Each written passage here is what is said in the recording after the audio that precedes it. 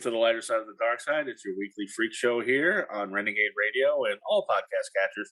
Yes, that includes Spotify as well and YouTube. It's the Dark Mark Show. I'm Dark Mark, the goth comedian, and I'm looking at something that you're probably not looking at, but you will in a second. First off, I got to introduce my co-host, everybody's favorite horror writer, Nicole Six. Good evening. And, you know, Nicole, you are everybody's favorite horror writer, but today we have everybody's favorite horror writer, director, actor, James Balsamo. You might want to say something so people can see that, James. It's Zoom. Hey, everybody, James Balsamo here, CEO of Acid Bath Productions. You'll have to forgive me. I'm holding a giant eel from my film Killer Waves 2, made by Joe Castro. And you know, it sings, "It eels like the first time." Very nice. It eels like the very first time. Foreigner would be proud. They're very proud.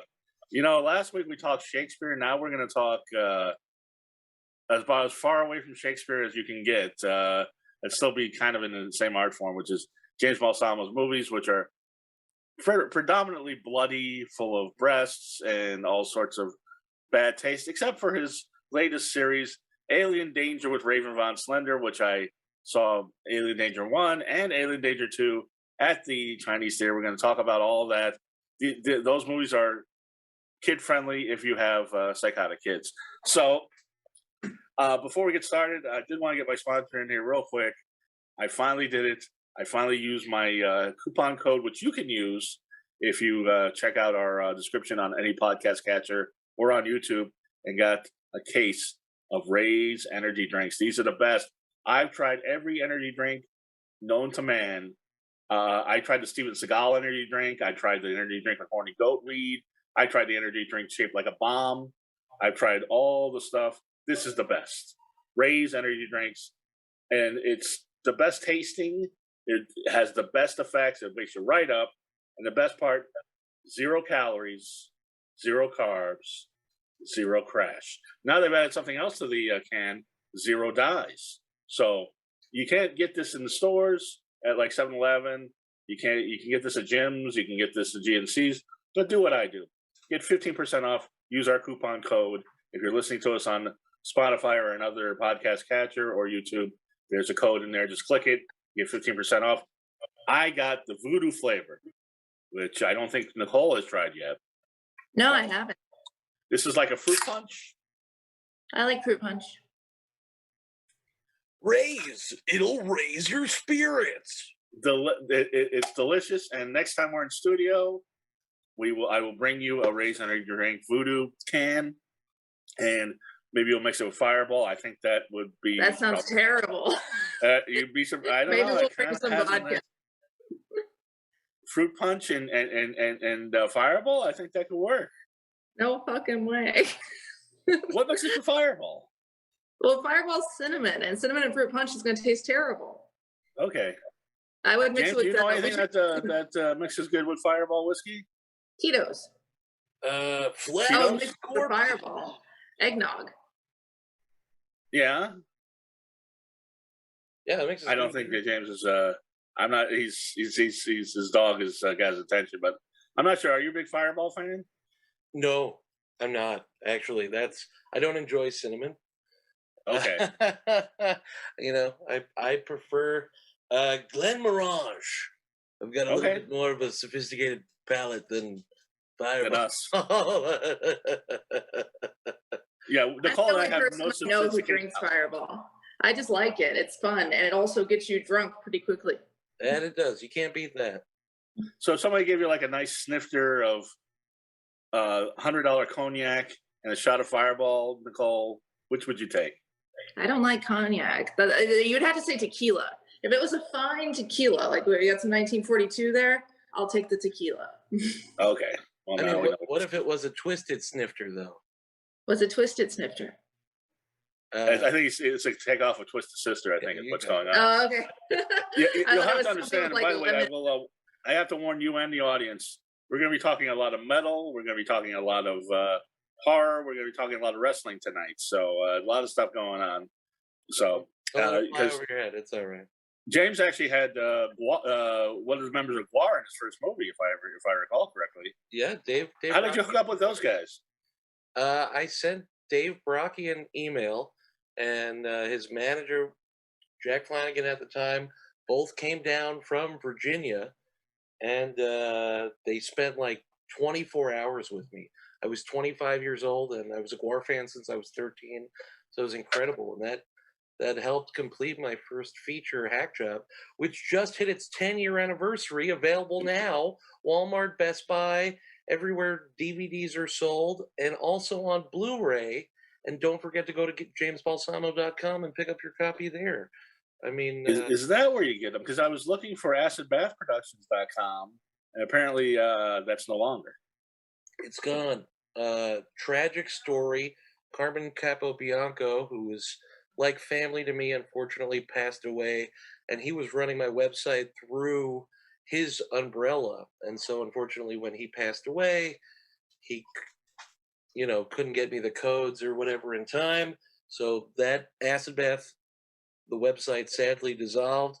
It sunk into its own acid bath. But now, through those bubbles, jamesbalsamo.com has rised and become a phoenix of merchandise. So you want T-shirts, you want books, you want hot sauce, you go to jamesbalsamo.com. You got hot sauce. Okay, I didn't know that. Oh yeah. The man's a merchandising machine. But let's back up a little bit. Now you grew up in New York. I'm sorry. Go ahead, Nicole. What is the hot sauce like? Like, what brands are similar? Oh, Heartbreaking Dawn was the company that made it. So they actually had a beautiful flavor. So it's like a nice Cholula. Okay. Sounds good. We might have to try some of that and have some of that with Fireball. Maybe that mixes with Fireball. A spicy night. Yeah. Yeah, I'm sure it would be. Yeah, so you'll be vomiting up flames at the end of the night. Who knows? But James, now let's back up. Now you were this actually is a good segue if people remember the old commercial. But the hot sauce is made by a man from New York City. New York City. Get a rope. I put that shit on everything. Right. But you grew up in New York. I sure did. Yeah. And let me take a wild guess. Queens. Let me take a wild guess. Italian? Yeah. Ding, ding, ding. We have a wiener. Yes. The last name was the giveaway. Yeah, but you, from what I understand now, Nicole, what was the thing that started you when even before you started writing? You're like, read something. You're like, I want to do that. I want to be the person that creates that. The combination of when I first started writing, I was a teenager, and my stories were very similar to Stephen King and Buffy the Vampire Slayer. I'm kind of a mix between the two. Okay, because James has a similar story because when he was a kid, he watched Friday the 13th Part 3, and that's what inspired him to be a filmmaker. Am I correct? It's true, yeah. You gotta love a good sequel. I don't think I've ever seen 3 all the way through. 3 is good. I like 3. It's one of my favorites. There's a scene where Voorhees puts a girl on a meat hook, and I was hooked. That was it. Does the hook come through the screen? Is that what happens? Yeah, it's very, very 3D. And it that's was the first core. one. It was core to my development. Rancor. And that's the first one where you had the mask on. Yeah, that's the one. The hockey mask all comes from there. Now, was that the first Friday the 13th you saw, or was that just? That was the first Friday the 13th that I saw. Yeah, it was on TV. Channel 9 used to play a bunch of horror movies. They used to play Dream Warriors, which is pretty cool because I was filming with Ken Sagos yesterday from Nightmare on Elm Street 3 and 4 for my new film, It Wants Blood 2. It Wants Blood in the Hood. So, oh wait, It Wants Blood is in the Hood now? It's in the Hood, yeah. After we filmed with The Godfather, D'Lo Brown, and Coolio, it took a turn downtown. So we're going to the Hood. Okay, I met Ken Sagos. He's a great guy. I actually ordained Rodney Eastman's wedding last year. Oh, nice. That's and all the Dream Warriors were there. Jennifer Rubin. It was at a horror convention, and that's where that's where you really people get to know you. It was at horror conventions. You really got things going. But before that, you were in the Performing Arts High School. You're the second guest we've had that was in the Performing Arts High School that was in the movie Fame. yeah. Yeah, it's crazy. It's a fun school. They're like, you don't need to know much about history. You don't need to know much about science books. But you need to know how to act or we'll kill you. And so that's kind of how it went down. Jennifer Because Rubin's great, though, also. She's in my other film, You're Melting. And that has Lorene Landon's first nude scene ever. At the ripe age of 194, she gets, and I mean, what a sight! No, really, that's right up my alley. yeah, no, Lorene Landon is stunning. Actually, she's only about 40, so it's great. Yeah, well, the 40's the new 192. That's right. Who's But, counting? I know I'm not. But we had I never learned how to count, is what I'm saying. It's a confessional. I'm sorry, I can't read either. yeah, we had our stand-up comic Sibleen Quarterman here last year, and she went to the Fame School, and she went there with Timothy Chalamet. Were there any famous classmates you went with? Yeah, I went with one of the kids from Dream Street. Do you remember the knockoff boy band? They had Backstreet Boys, In Sync, and then Dream Street.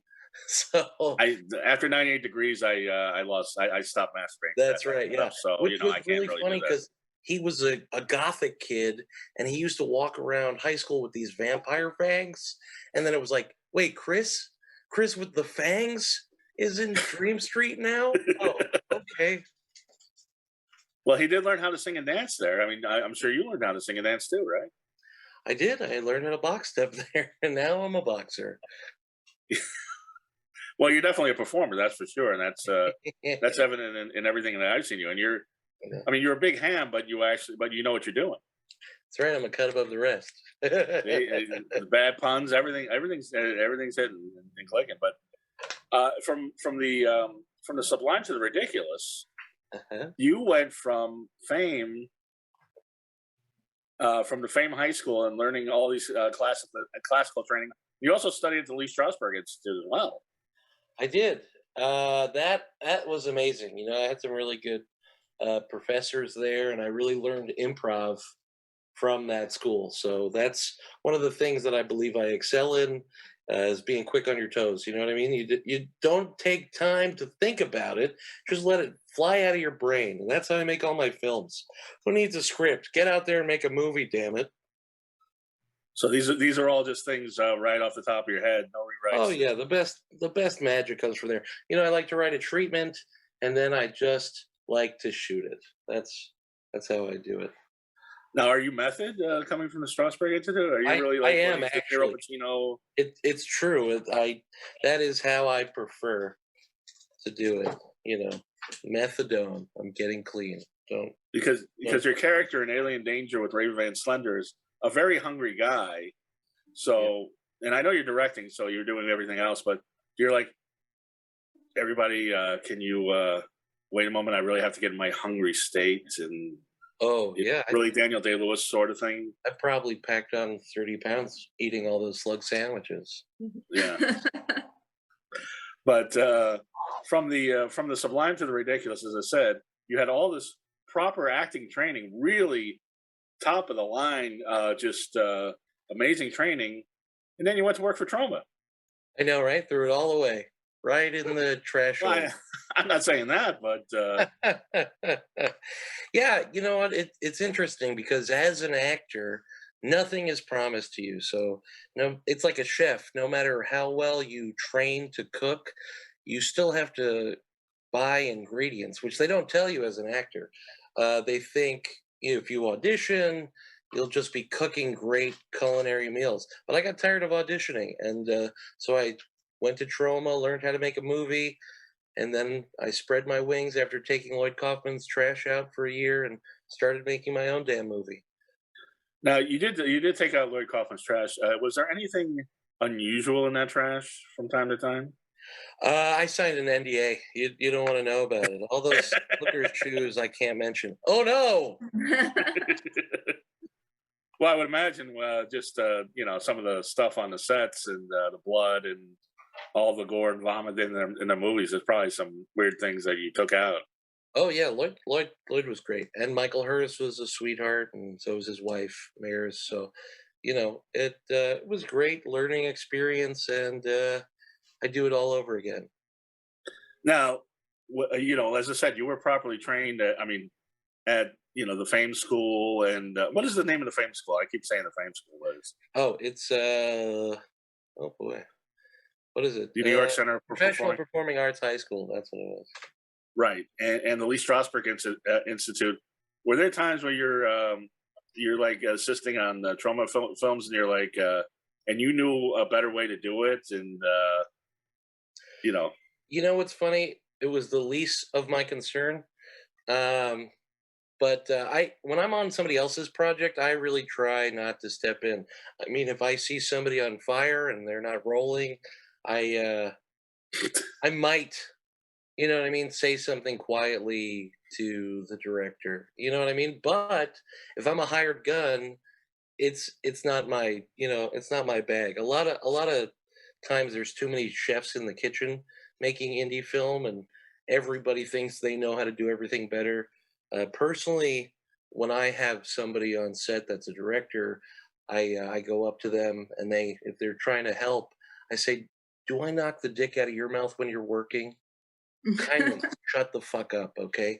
I know what I'm doing. I've been doing this for 15 years. I appreciate you're trying to help, but please get away from me." The singer of Overkill used to do that to people. Blew me away. So I hung out with Overkill a few times, right? and fans would come up to the singer. They come up to Bobby, and they'd be like, "Wow, I'm a big fan." He'd be like, "Oh, that's nice." And when they would proceed to talk to him, he says, "Get the fuck away from me." It's amazing. I've never seen anybody do that. I wish I had that kind of candor, but sadly, I'm too nice for that. So, And by the way, I did go up to him after the premiere and said, "Yeah, I really like your movie." And then now we're talking for an hour, so you didn't tell me to fuck off. So I don't know if that's you learned great. that lesson from the guy from Overkill. Yeah. But I did like the movie, and I really, it's in the. But you actually played the Toxic Avenger, which is has to be just an honor for a guy who grew up with the cartoon. Oh yeah, whenever you see hairy, four-armed Italian Toxie, you know it's me. So it was cool. I played the Toxic Avenger over 7 times now, in Troma promos and DVDs and stuff like that. And the last one I did was probably like 6 years ago, long, long after I stopped working for Troma, and I did a bit with Tiffany Shepis at a Rockin' Shock, which is sadly no longer around. It was a Boston convention, a really fun one. So that was a blast. I really mopped up at that show, let me tell you. Well, Do you this is have what. a, Go ahead, Nicole. I was gonna say, do you have a character that you played that is your all-time favorite, or a collection of characters? You know what? I often play slightly mutated characters of myself because I'm lazy. So this new character that I'm doing in Alien Danger, called Ipa the Nude, and I very much wear clothes because it's a children's movie. Or I play a blue alien who hops everywhere I go. It's very demanding because, like I said, I'm lazy, and the character hops, and he's very animated. So it's a challenging role, but it's really fun. It's really fun to be a character and be blue, and everybody wants to touch your pointy ears, and lovely voice. So that's probably fun. That's probably my new favorite character.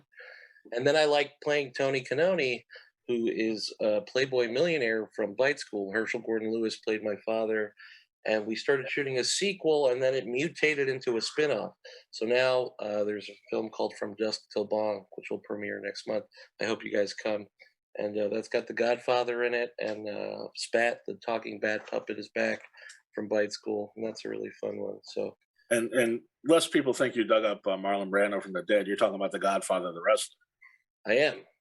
Yes, I just. Sure am. But I also dug up Marlon Brando, who you'll see in my new movie, Oh, okay. The Corpse of Marlon Brando. started. Oh, good. Oh, I'm glad. I can't wait. I can't wait to check it out. Check that out. Yeah. Well, that goes. I'm going to make you a trailer you can't refuse. Yeah.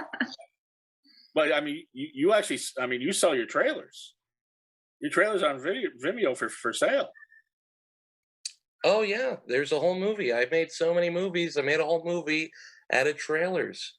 It's called Trailers of James Balsamo, and you can get that at Best Buy right now. What are you waiting for? Hitch onto that trailer movie. That's on Best Buy. I think there's a collection of your topless scenes too. Not yours, but the scenes that you shot that are. Oh yeah, my nipples are in there too. It's called Sexy Time. It's my breast work. Certainly my best-selling work, which I'm always surprised about. I'm like, why do I work so hard? Never underestimate the power of masturbation. Don't undersell it. There's a reason Mr. Skin is a billionaire. That's true. Which I'm on, which I was very proud of, that there is a James Balsamo section on Mr. Skin. So is there really? Yeah, yeah. If you type my name into Mr. Skin, you'll see some things. Now, is it Mr. Man or Mr. Skin? Because I know they have one now for male nudity. Oh, do they? Well, I'm sure I'm on that too. So, right. But Mr. Skin, I'm on. So, oh, good for you. I thought it was all female, but good for you. You broke that. You know what? Why be binary? We broke that binary. The glass ceiling with James Balsamo. His luscious breasts. That's it. Which were. I was trying to find where you shaved your body hair on YouTube. I couldn't find it. Oh, I'll send you a link to that disaster.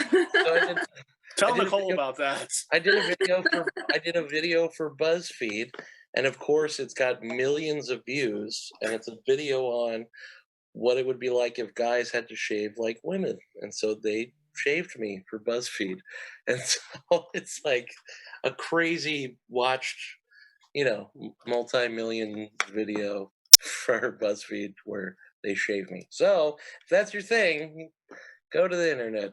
I have a friend who's got a very hairy back, and they asked me to shave them once, and I was just like, I think this might be the test of our friendship. Oh yeah. So I felt bad for them, so I did help them shave their back, but I was like really like cringing the whole time. Oh yeah. How hairy was his back? Pretty hairy. Yeah, Oh. but not too hairy because obviously he shaves it periodically, but it was pretty hairy. It was more hair than I have on my legs at any given time.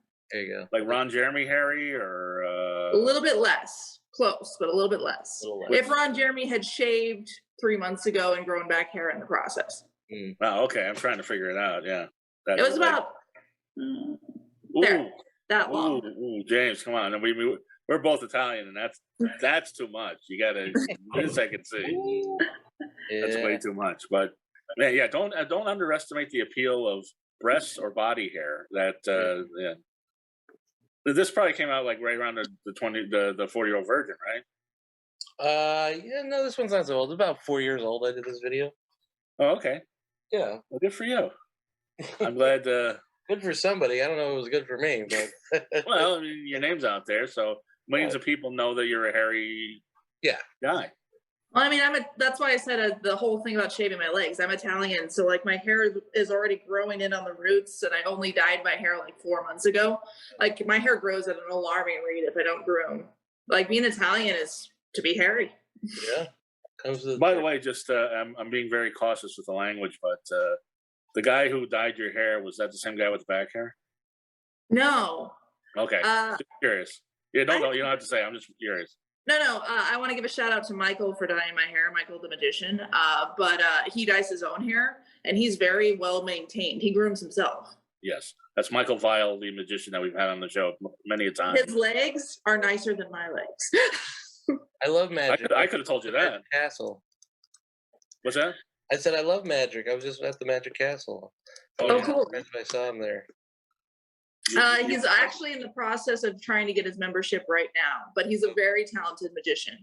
He does the whole thing with the crystals and everything, turns them into flowers. He can levitate a lot of stuff. It's pretty cool to watch him play. If you saw a guy dressed like a pirate, which you probably saw many of them, it might have been him. But nice. But speaking of, I wanted to get to the wrestling because I was hanging out with our mutual friend. I'm assuming our mutual friend, but he was at the premiere, so he knows some. He knows somebody knows you. Was Knife Sotelo, the Satanic Rapper, and we were talking, and he was very excited about Alien Danger 2 because you have so many wrestlers in that. You've got Sergeant Slaughter. You got one of the guys from Demolition, and just looking at Leaping Lanny Poffo, and you play the Nacho Man and all this stuff. But you've had wrestlers in your movies, like almost every movie. There's like a big wrestler that was in there. Yeah, I love wrestling. I grew up loving wrestling. You know what I mean? So I had to go over the top rope and get some fun cameos. And I mean, how do you get like somebody like Sergeant Slaughter? Sergeant Slaughter, I met at a Mad Monster Party. My old business partner, Evan McGarr, runs Mad Monster Party, and he had the Iron Sheik and Sergeant Slaughter. So I met Sergeant Slaughter there, and, we were talking, and I got him to do this thing, and it's great. I mean, he's a guy, I usually write dialogue for these guys, and I give him a jump-off point. I say, ad-lib, but he pulled it off. He really gave a great performance. So, wow. He calls himself Sergeant Slaughter in the movie, so it's cool to see him. Sergeant Slaughter is threatening the villain in Alien Danger 2. You know what I mean? He's gonna put him in the Cobra Clutch. So, Did, go ahead. Go ahead. I was gonna ask if Derek, or no, I said Derek. Excuse me. Did Eric Roberts ad-lib as well? Because I heard he usually needs like cue cards. Eric works 2 ways. He works 3 ways because he was telling me about Righteous Gemstones. So, first of all, he's amazing on that show. If you haven't seen The Righteous Gemstones, it's incredible. I can't sing it. It's really good. And Eric Roberts is like the lead villain on the 2nd season. It's incredible. And that show is just coming out, so it's great. We had him, we were filming in my house, and then like that same night, a new episode came out with Eric Roberts, which is like crazy, right? Like you're working with a celebrity, and they're on a major TV show that comes out the same day. Anyway, Eric Roberts is telling me, he works 3 ways. At Righteous Gemstones, they give him a script, they learn the script, and then they give him 1 take where he could ad-lib. So when I work with Eric, I like to have him ad-lib because he's brilliant at it. You give him a jump-off point, he says, don't tell me what I'm doing, show me what I'm doing. So you have to perform the scene for Eric as if you are Eric. So, I do my best Eric Roberts in front of Eric Roberts, which is always fun. And then he goes to town, and he really can stretch a scene or do whatever you want with it. Incredible. But the way a lot of indie people work with him is give him cue cards, because you either have to have a wide plane for him to ad-lib, or if you want him to say something specific, he needs cue cards. Okay. I heard from our, I'm sure you're aware of being an indie horror director. You guys sort of hang in the same circles. I'm not sure if you know Dustin Ferguson, but he told us that Eric has a very specific coffee order, and he was a little standoffish initially, and then was a joy once he got off the initial everybody tiptoeing around him. You know what? I'm not going to talk smack about other filmmakers. I know Dustin personally. Yeah. His personality can't hold a candle to mine. So when it comes to being a people person, I could see that as not a surprise. Right. But apparently, initially it was a little weird, and then Eric was cool. I mean, it all worked out, and he was great. Eric's incredible. You know what I mean? I am a warm Italian hugging man. So, COVID or not, you're getting a hug. Hear that, Nicole? Yes. I still hugged people with COVID. Not people that had COVID, but during the COVID epidemic. I made it a point to hug as many people with COVID as I could, but they needed the hugs the most, Mark. They needed they really did. But it's amazing the top talent that you work with, and that I would put Eric Roberts as a top talent. But before we get into some of that and some of those stories, Nicole, tell everybody our other sponsor, which may have something to do with relaxing, getting to know everybody, and then start hugging. And I was really thinking the same thing. I was about to say, speaking of relaxing, we have the pleasure of being sponsored by Renegade CBD and Renegade Kush. These are wonderful products that help with anxiety, depression, and many other things that could just, if you could just relax, and if you could just relax your body and your mind at the same time, that's what CBD does. It gets you in a chill, comfortable state. And we even have bath bombs where you can relax in the tub. So yeah, if you're interested in relaxing and just having a good vibe, check us out at renegadecbd.com and renegadekush.com. So yeah. Renegade. Yes, and that's with an A, RENAGADE, Renegade Kush. And also, Charlie, I want my chocolate. Charlie, we want our white chocolate and we want it now. Okay, Charlie? But which reminds me, this is kind of how I got to know James, is because, and I have to give a shout out to Jennifer Muse from LA Talk Radio, is that she was the one. Oh, I very nice. That's a delicious. Is that coffee? What is that? Oh, it's a boob mug. I see. Yeah, it's milk. It's milk, of course. That's not a lactating mug, obviously, so that's good. I watched a fascinating documentary on breast milk and the fact that people sell it unregulated over the internet. People are into everything. They're into body hair. They're into in the documentary. I watched a person take their coffee and pour in breast milk and mix it and say that it was high protein for the day. It was kind of mind blowing. Right. It's yeah. No, I'm listening. Yeah, no, this is the same. This is the same demographic that buys James's DVDs at Best Buy and Walmart. And you used to say Barnes and Noble, but they're not anymore. But what's the breast one again? It's called Sexy Time. Sexy Time. Sexy Time. And there's a Sexy Time 2 coming out. Soon? On the way. So I was going to say I missed my transition from the Renegade CBD to Renegade Kush to our mutual friend Jennifer Muse from LA Talk Radio was the one who told me about the Alien Danger screening at the Chinese Theater and invited me and got me on the press list on that because which I really appreciated because we both work with Tommy Chong. Tommy Chong was on our show, and Tommy Chong is in it was in Alien Danger. Yeah, and he's a really nice guy. I like Tommy a lot. Tommy Chong's incredible. We filmed at his house in his backyard. I thought so for the movie. Yeah, that's his house. What a beautiful place! You're driving down the street, and the home just keeps going and going. I'm like, oh, that's still his house. Pretty cool. So, and he even put alien ears on. He did. He was so cool about it. I'm like, wow, he's down. Was he a different color? Was he blue or green or anything? I did a music video with the Toy Dolls. They did a theme song, and he was blue. I color corrected him blue for that. And then in the final, film, I left him human color. I thought that would register a little better. Yeah, I think a blue Chong is that's too much. Yeah, I didn't want to blow it. And green would be a little too cliche. And sure. Well, he plays Lord Green in the film. I thought that was I got it. Hard elbow. Yeah, exactly. I'm like, green seems like the perfect color for Tommy. Yeah. Very somewhat of a Yoda type character.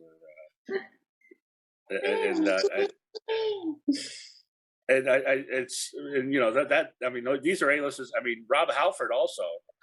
Oh wow! From Judas Priest is in Alien Danger. And I mean, that kind of looked like a cameo. How did that? Like a cameo, like you order somebody to say something and they say it. I mean, was that he just did it on his phone, sort of thing? Yeah. So he lives in Arizona, and I've been trying to get Rob Halford for about 6 years. I did a cameo with Testament, and they were on tour together.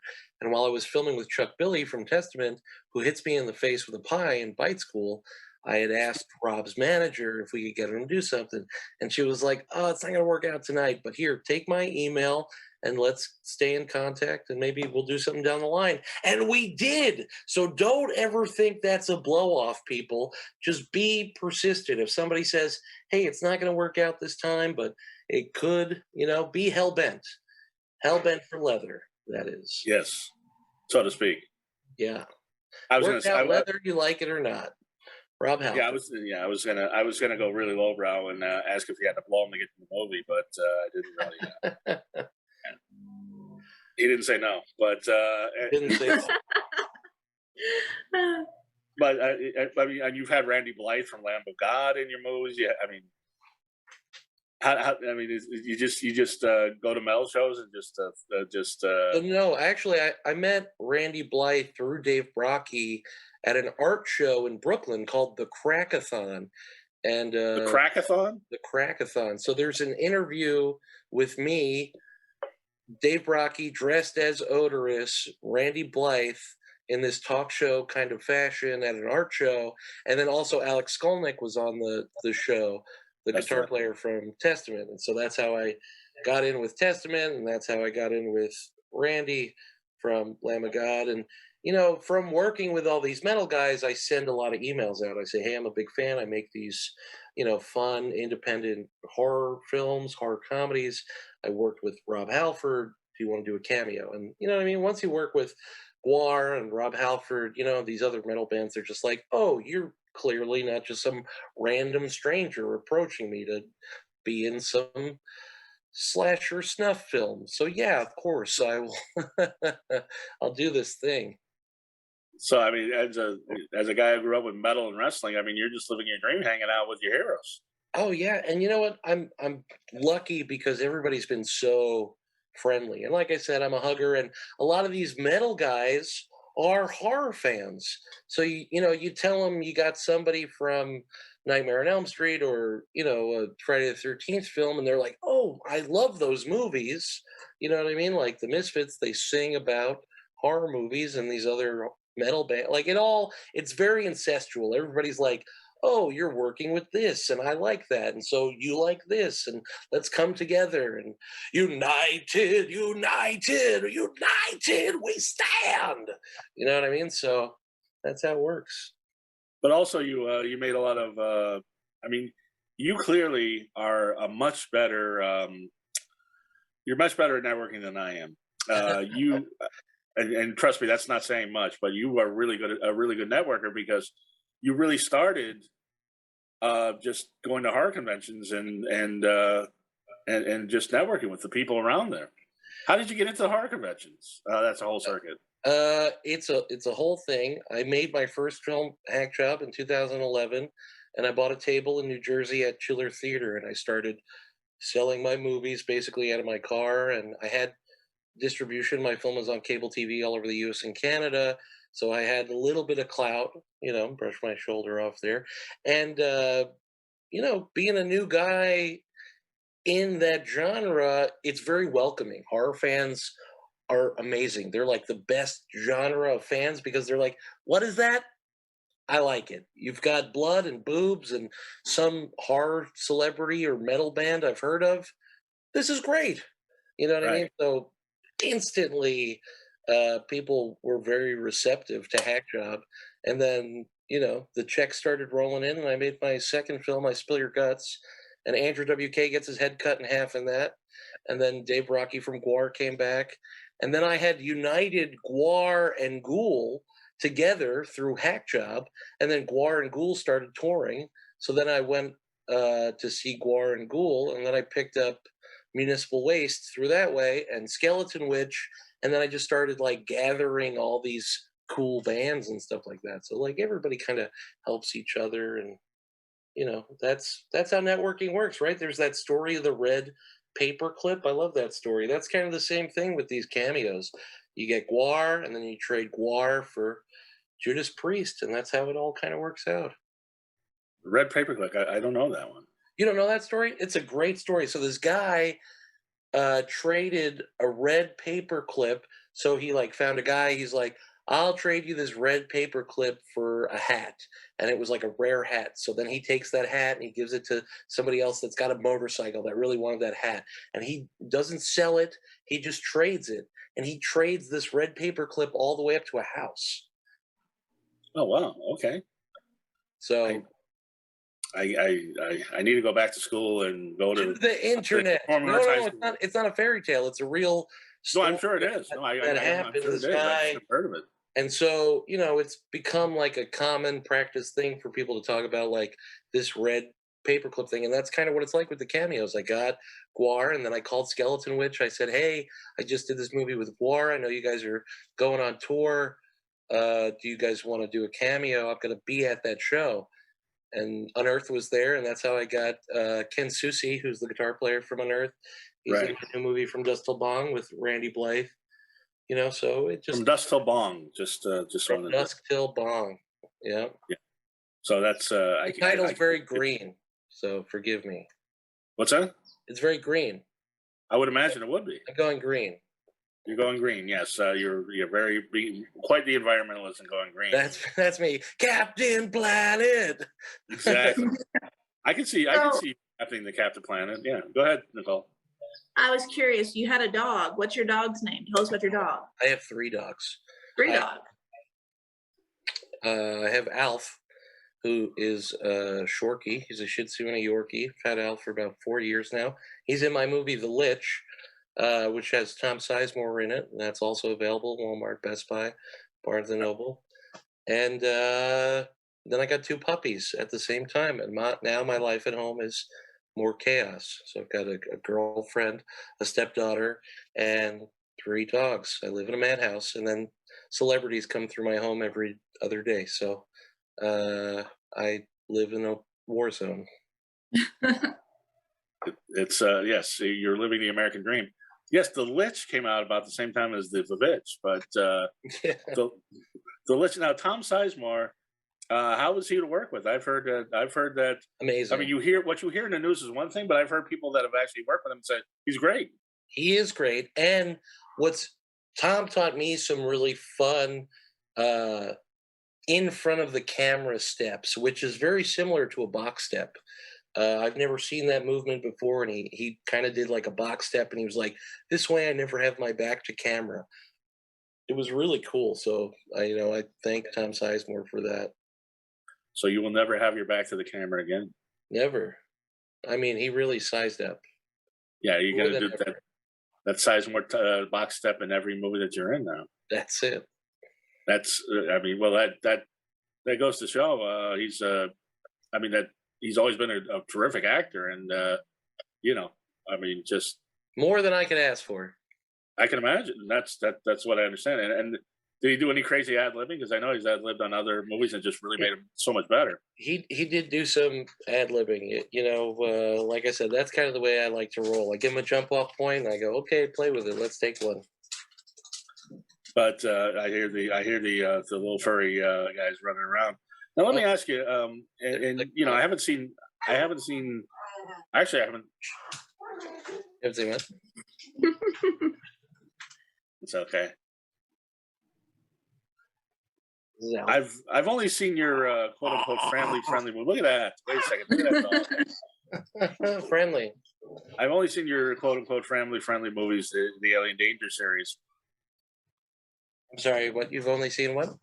I've only seen the Alien Danger movies, but I've seen the trailers for some trailers that I didn't have to pay for some of your other movies. What's the grossest scene that you ever shot? Oh, gross in which way? Because it's hard to look at.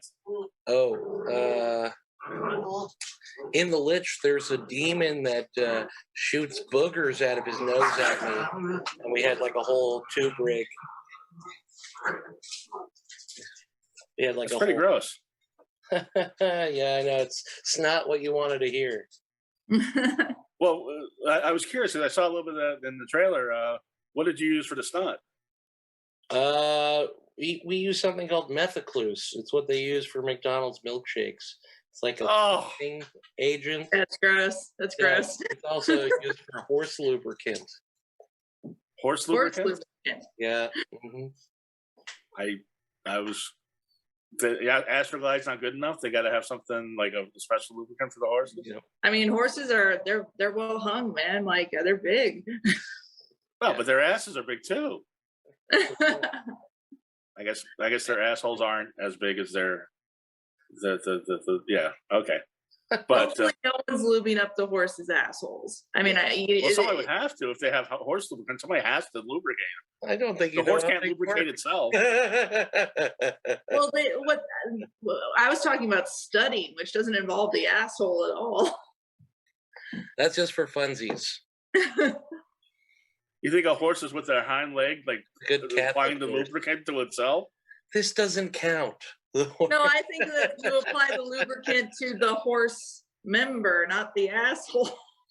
Oh, okay. Well, I mean, This is where the interview took a hard right turn. Right down it the usually does. I mean, like I said, we don't we're really. on the same page, so I was like. Yes, you know, as you can see, we don't really have set topics or questions. We just kind of roll with it, and the interviews usually break down about this point and get really weird. But so It's okay. People like it. Well, we love it. We love it. We can talk. Hey, you want to see a magic trick? Oh, Yeah. I love it. Okay. Talk while you do it though, so it stays on camera. Is this your card? No. No, I'm sorry, it's mine. I'll save that for later. And thank you. Very good. Very good. And you thought you might want to learn a couple more tricks before you apply for that magic castle. yeah, maybe one or two. Yeah, that might help. But I was gonna say, so Alien Danger with Raven Van Slender. Now, here's the weird thing. Now, how did you come up with the name Raven Van Slender? Because I got to be honest, the leading man, who's great, his name is escaping me right now. Bill Victor Arukin. Yes, he's fantastic, but he's not quite slender. He's like me, you know, he eats well. So Raven Van Slender was a character that I came up for him in Bite School too, and he did a segment where he is a cryptozoologist, and it was a spoof on William Shatner, and I liked his performance so much, I said, what if this cryptic zoologist gets beamed up into space to help save this alien planet? And you know what I mean? I came up with this idea, and he said, yeah, let's do it. And just like that, this thing took off and took over my life for the last year. We filmed 2 of these movies, premieres at the Chinese Theater. We've got action figures on the way, and a board game and a video game in development, and a cartoon show in the works with a network. It's really becoming something.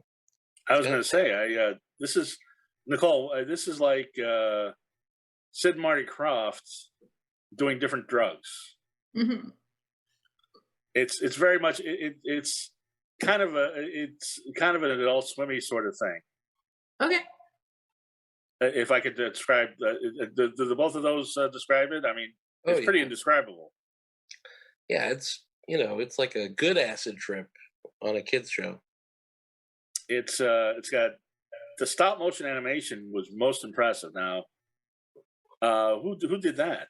Richard Svensson. He's from Sweden, and he's incredible. He works tirelessly to do this. I don't know if you're familiar with how stop animation works, but let me stop and take a minute to describe it to you.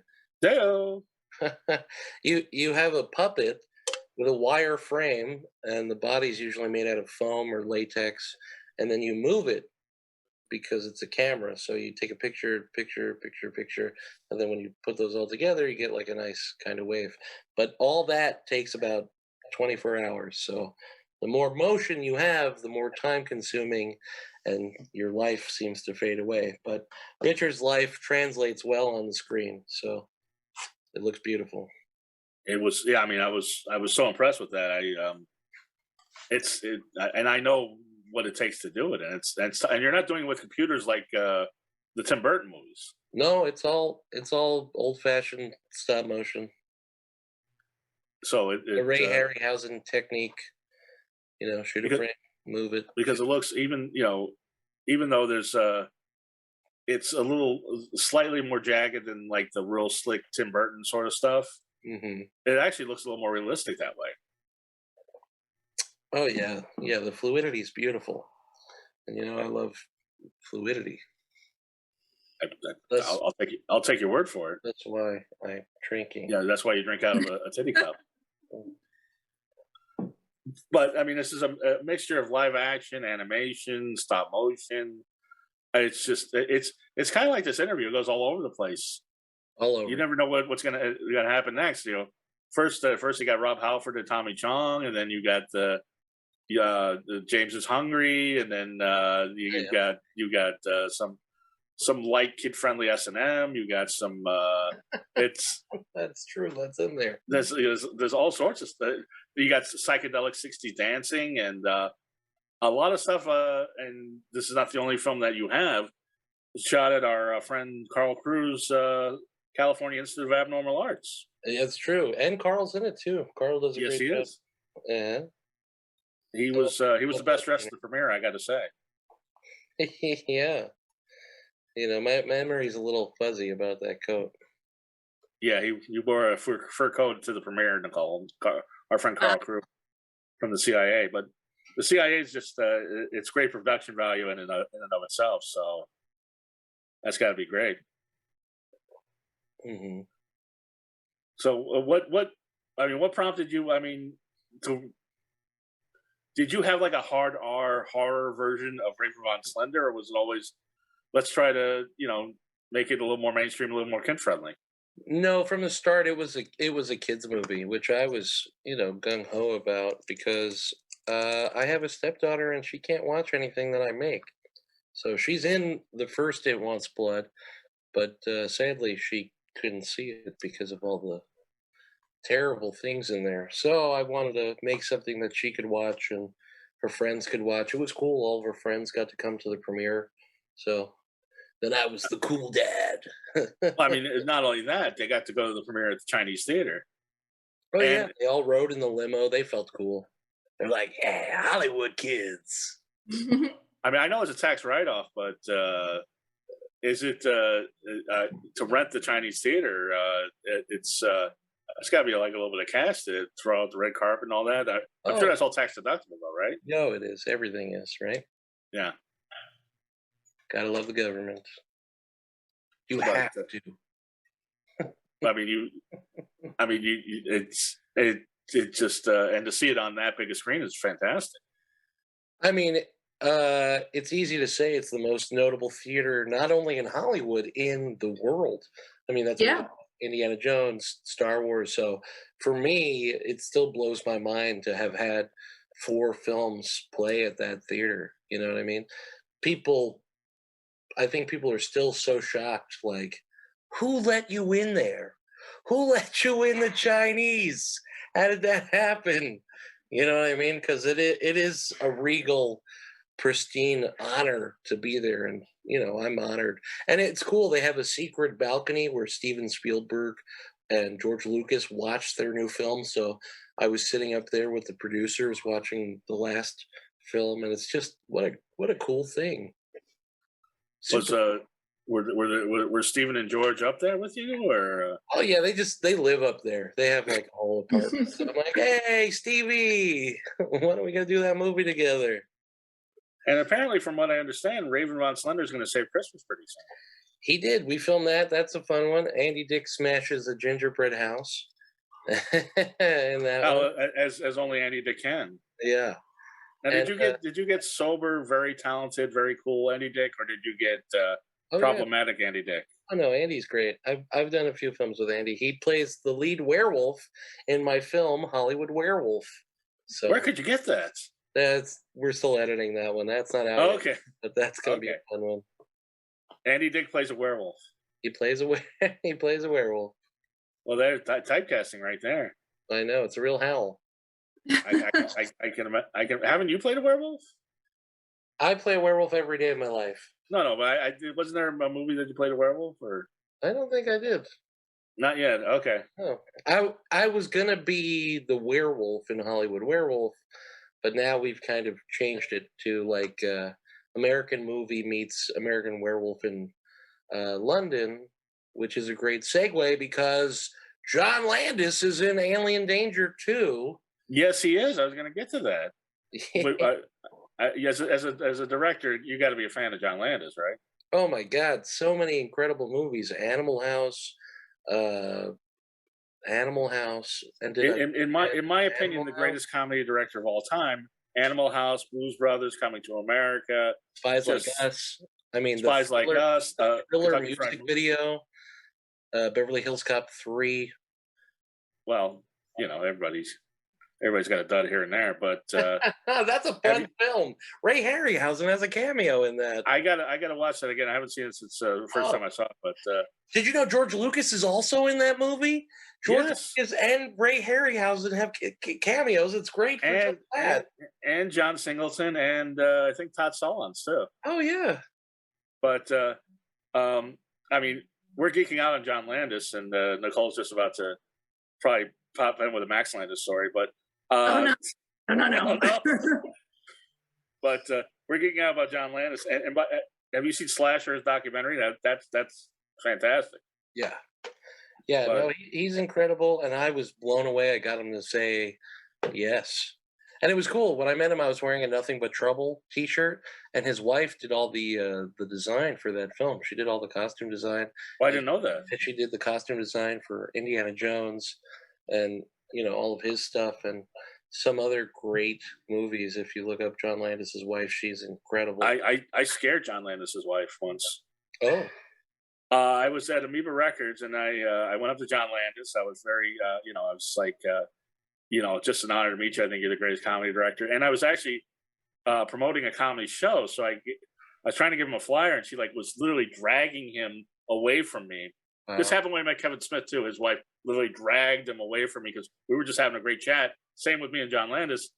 And then I saw him at a signing a couple of years later. I was like, "Yeah, your wife totally dragged you away from me." He's like, "Don't take that personally. She does that to everybody." But apparently she doesn't, because you had a Nothing But Trouble T-shirt. And by the way, Nothing But Trouble. There. In all fairness, she wasn't there. Okay. Oh, there you go. I guess there you go. And I got to be honest, Nothing But Trouble, underrated. Very underrated. He said that was the movie that killed Dan Aykroyd's directing career, which is sad because that movie is amazing. Tupac's acting debut. Yeah. Movie debut. But Shocky I always tell people you have to be in the mood for it, because I was a couple times I put it on, it's like, I'm not in the mood for this. But if you're in the mood, it's amazing. It's great. It's great. But I mean, you just ran into John Landis on the street and started filming? So I'm not going to give away my secrets, but I've got somebody on the inside that said, "Hey, John Landis is here." So we got the camera. We were doing post-production on Alien Danger 2, and we were like, "Do you want to go get a John Landis cameo?" And so, we approached him, and, he said yes. So it was incredible. That's great. That's great. I'm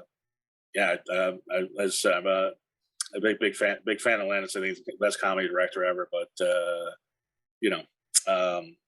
don't know what happened with Beverly Hills Cop 3, but I've heard some stories. Anyway, but neither here nor there. I mean, so do you think your future is still going to be in horror, or you think you're going to really go into the family-friendly direction now?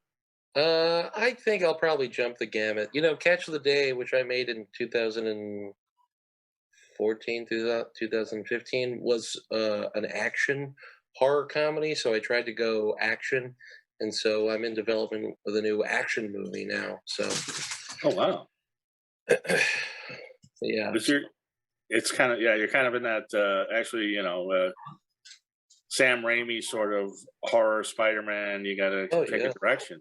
Yeah, exactly. Well, Sam Raimi did a wonderful Western with Leonardo DiCaprio. And Sharon Stone, yeah. So you never know. And he filmed it. The cinematography is very similar to Evil Dead. So, you could kind of hold your style and I think transition and do all sorts of stuff as a filmmaker. I mean, look at Peter Jackson, right? He went from Dead Alive and Meet the Feebles to Frighteners, which was kind of a commercial horror movie, and then Lord of the Rings. Well, that leads me to the next question. By the way, Nicole, all this geeky talk for the last 5-10 minutes is because we both work in video stores, so we've seen all these weird movies. Yeah. That probably most people have not seen. I'm a big Peter Jackson fan, so. Have you So seen you've seen Dead or Alive and Meet the Feebles? No. I've seen Oh. Frightened. Have you seen Dead Alive's incredible? And then what about Bad Yep. Taste? Have you ever heard of that one? Which one? No. Bad Taste? Bad Taste is his first movie, and it's unbelievable. Really fun gore, in which he helped like do a lot of the effects for, and it's amazing. It's really wacky.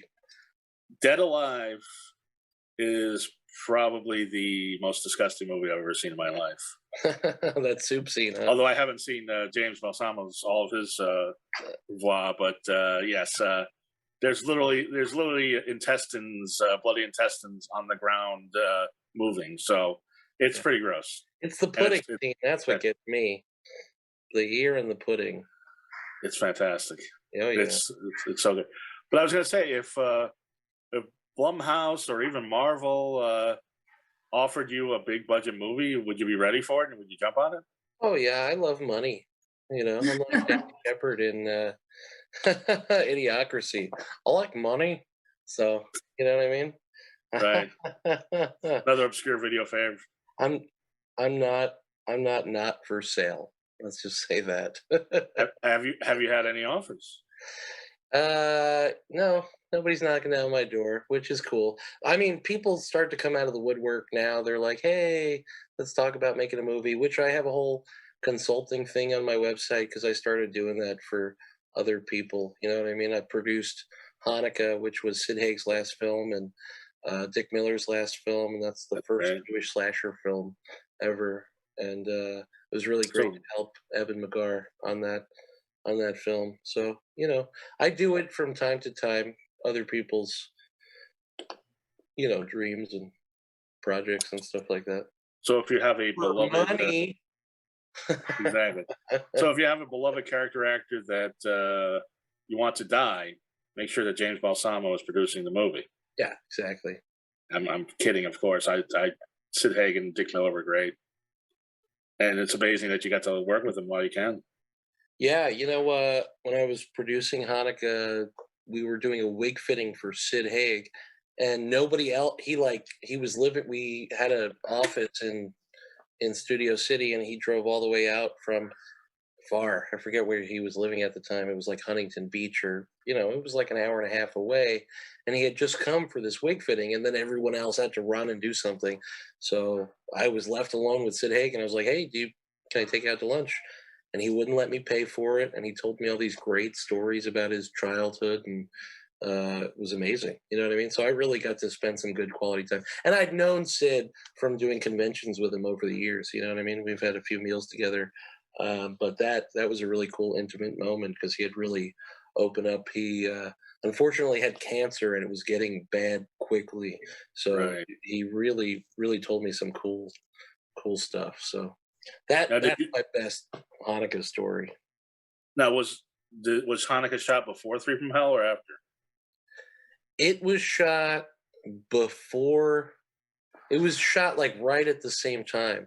Okay. And Sid probably is in Hanukkah more than he is Three from Hell, and then Hanukkah premiered at the Chinese Theater, I think, right after it had come out. So technically, Hanukkah's Sid Haig's last film. No, I got that. I just was wondering because he looked pretty frail in Three from Hell. So yeah, you know, it was rough. Like I knew Sid for about a decade, and he was always a thick guy from when I knew him. So when he had gotten that skinny, it was heartbreaking. You know what I mean? It really was rough.